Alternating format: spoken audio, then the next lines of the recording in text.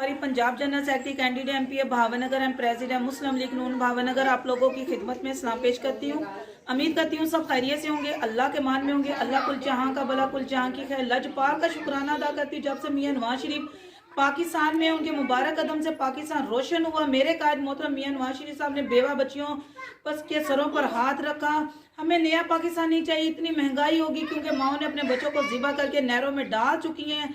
वो महंगाई कर दी है। इमरान खान साहब आपने क्या पूरा पाकिस्तान तबाह कर दिया। हमें अपना पुराना पाकिस्तान चाहिए क्योंकि मेरे कायद मोहतरम मियां नवाज शरीफ साहब ने हमेशा बेवा यतीम बच्चियों का साथ दिया। उन्होंने सड़कों के जाल आल पाकिस्तान में बिछाए। वो कायद हमारा हमेशा रोशन सतारा था पाकिस्तान का।